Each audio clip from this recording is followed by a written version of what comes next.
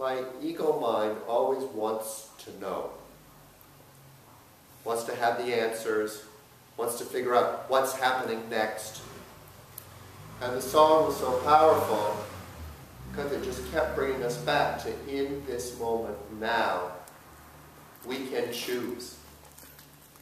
So right now, letting that sound and that word resonate in my mind, and being in here in front of you, knowing that you're all here waiting for me to say something that helps you connect here and now. My thought is, what's my choice here and now? Is my choice to need to figure it out, to have an answer, to have to give you something to say, oh, this is it, this is the answer? Or it's my choice here and now to say, I don't know. I don't have the answer. I was actually talking to my friend this past week. It's been a very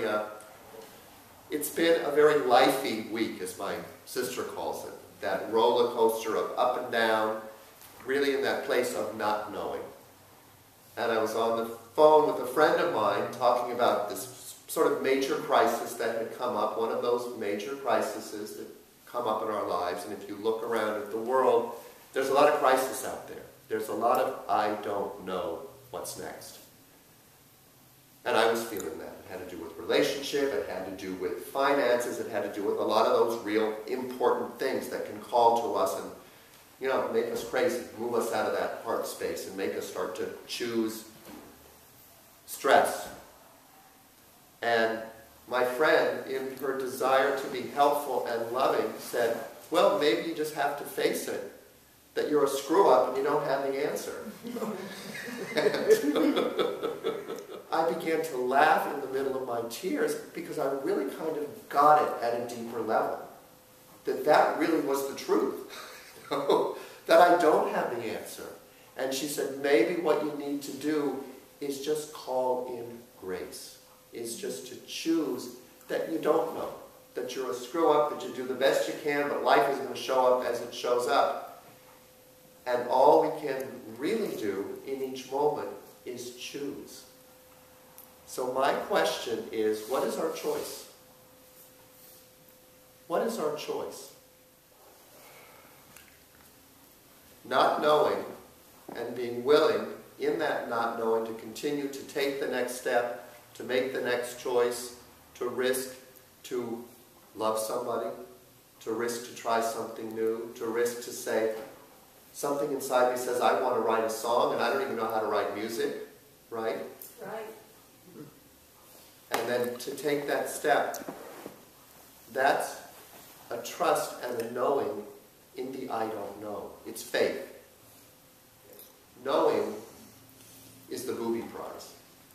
Ego mind wants to know. It wants to have the answers.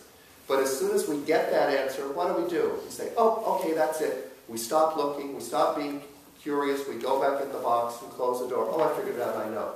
Kind of fold our arms and everything gets closed off.